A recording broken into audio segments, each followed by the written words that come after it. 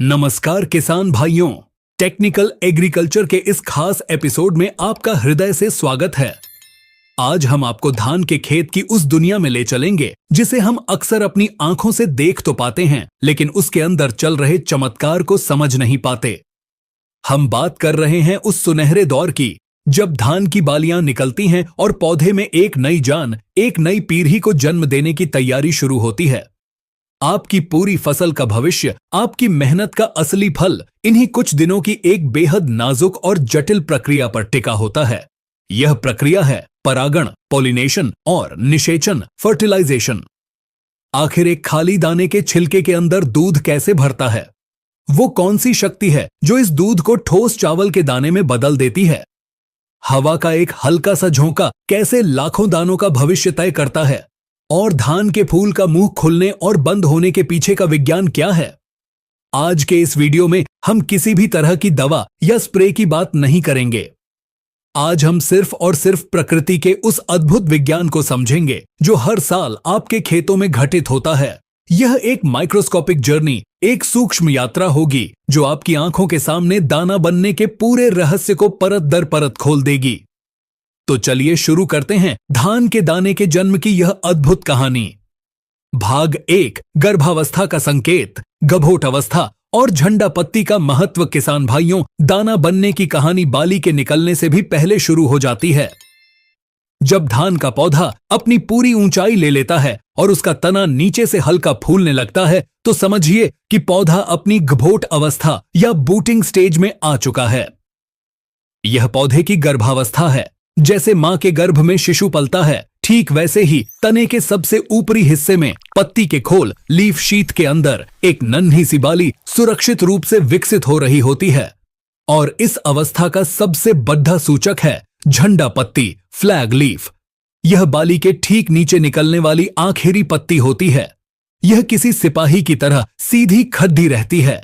किसान भाइयों, इस झंडा पत्ती को आप अपनी फसल का सोलर पैनल या रसोई घर समझिए।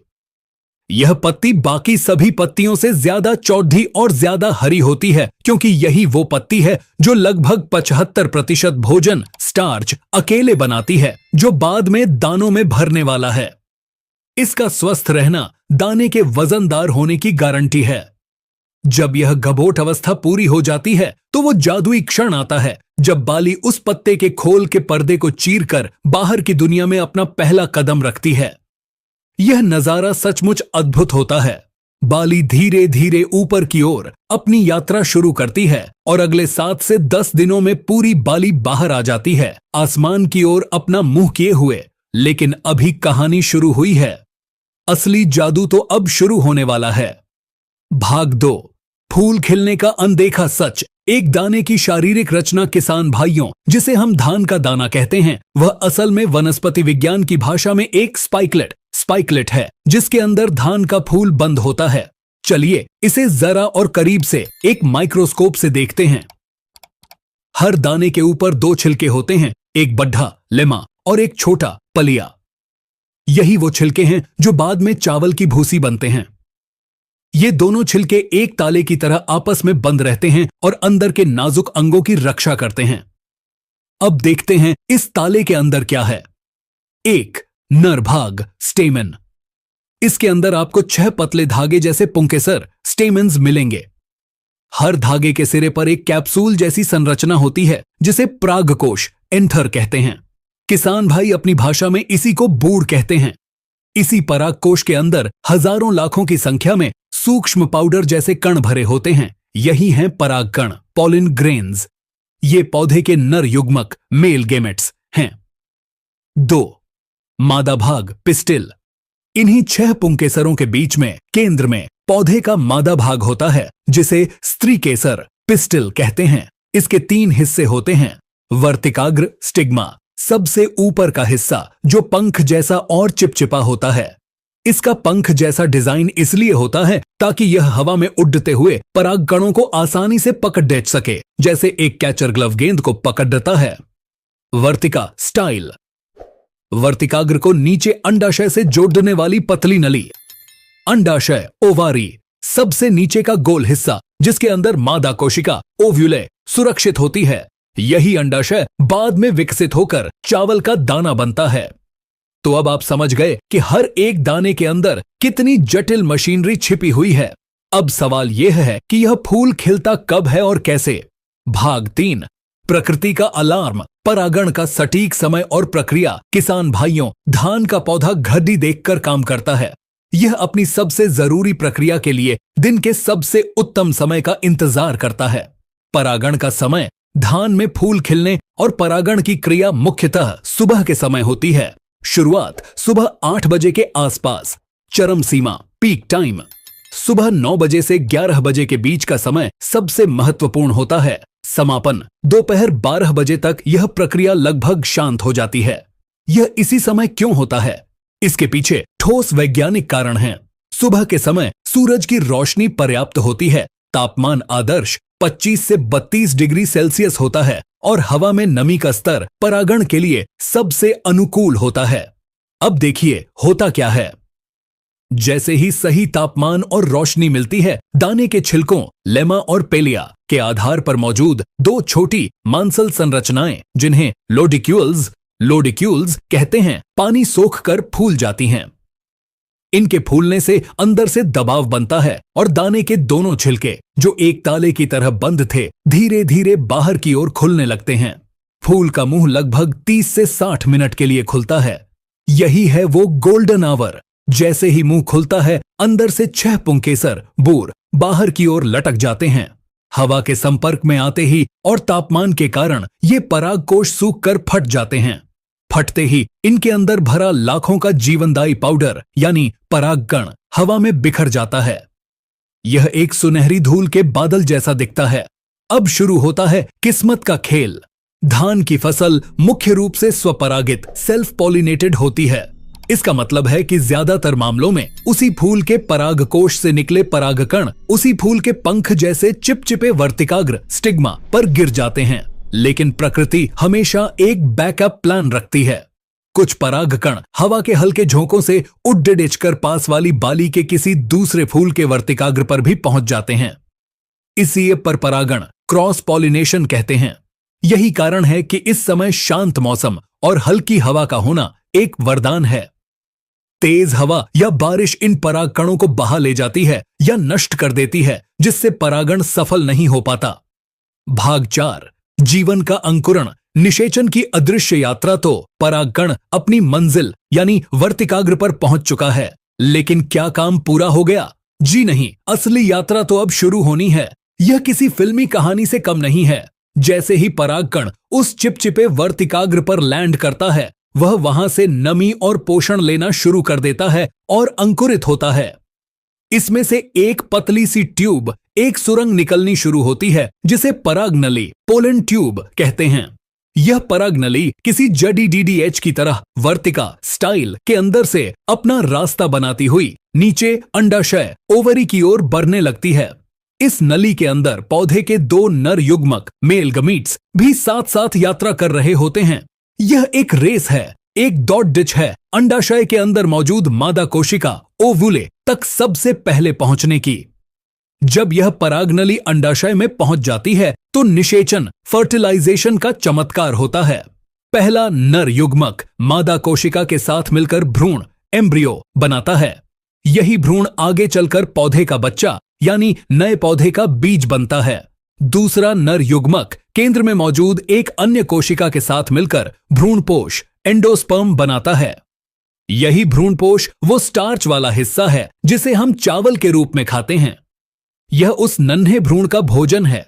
चूंकि यहां 2 बार निषेचन हुआ, इसलिए इस प्रक्रिया को दोहरा निषेचन डबल फर्टिलाइजेशन कहते हैं।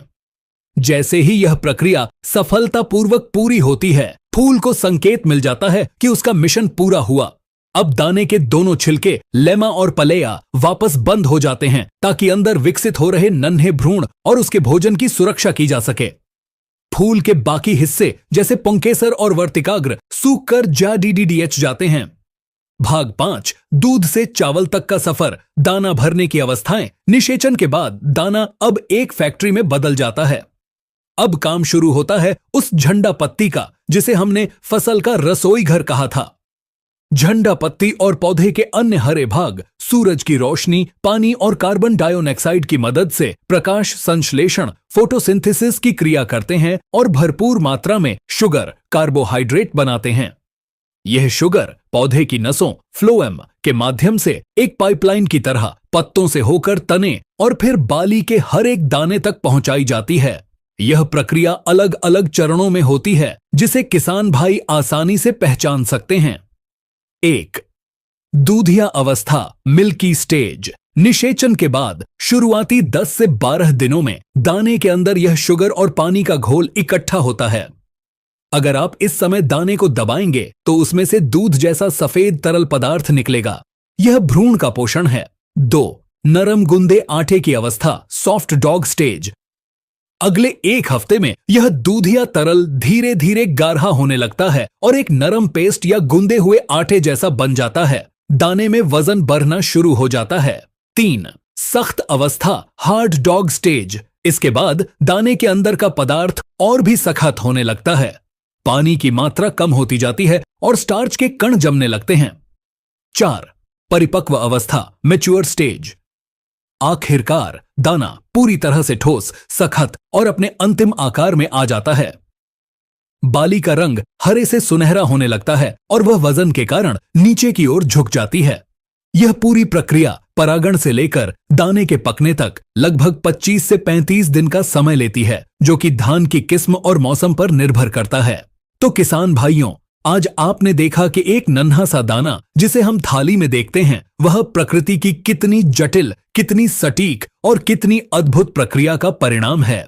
चलिए इस पूरे चमत्कार को 1 मिनट में फिर से दोहराते हैं। सबसे पहले गभोट अवस्था में बाली तैयार हुई, फिर सुबह 8 से 11 के बीच दाने का मुंह खुला, जिसे हम फूल खिलना कहते हैं। अंदर से बूढ़ यानी परागकोश बाहर आए, जो हवा के संपर्क में आकर फट गए। उनमें से निकले लाखों परागकण हवा के जरिए उसी फूल या दूसरे फूल के चिपचिपे वर्तिकाग्र पर पहुंचे। वहां से परागनली ने अंडाशय तक का सफर तय किया और दोहरा निषेचन हुआ, जिससे भ्रूण और उसका भोजन चावल बनना शुरू हुआ। और अंत में झंडा पत्ती द्वारा बनाया गया भोजन दानों में भरा और दाना दूधिया अवस्था से ठोस अवस्था में पहुंचा। यह सब कुछ एक सिम्फनी की तरह है, जिसमें हर एक चीज का समय, तापमान, नमी और हवा का तालमेल बैठना जरूरी है। इसमें जरा सी भी गड्ढबद्धी, जैसे बेमौसम बारिश, तेज हवा या बहुत ज्यादा गर्मी, इस पूरे चक्र को बिगाड़ सकती है और हमारी बालियों को खाली छोड़ सकती है। हमें उम्मीद है कि इस वैज्ञानिक यात्रा ने आपको अपनी धान की फसल को एक नए नजरिए से देखने में मदद की होगी। आप सिर्फ एक किसान नहीं हैं, आप प्रकृति के इस सबसे बड़े चमत्कार के संरक्षक और प्रबंधक हैं। अगर आपको दाना बनने की यह कहानी ज्ञानवर्धक और रोचक लगी हो, तो इस वीडियो को लाइक करके हमारा मनोबल जरूर बढ़ाएं और इसे दूसरे किसान भाइयों के साथ भी शेयर करें, ताकि वे भी अपनी फसल के इस सबसे महत्वपूर्ण पडीढाव के विज्ञान को समझ सकें। आपके मन में इस प्रक्रिया से जुड़ा कोई भी सवाल हो तो नीचे कमेंट बॉक्स में पूछने में संकोच न करें। हम आपके हर सवाल का जवाब देने की पूरी कोशिश करेंगे। टेक्निकल एग्रीकल्चर से जुड़े रहने के लिए चैनल को सब्सक्राइब करें और उस घंटी वाले आइकॉन को दबाना न भूलें। अगले वीडियो तक अपनी फसल का ध्यान रखें और प्रकृति के इस जादू को महसूस करते रहें। धन्यवाद।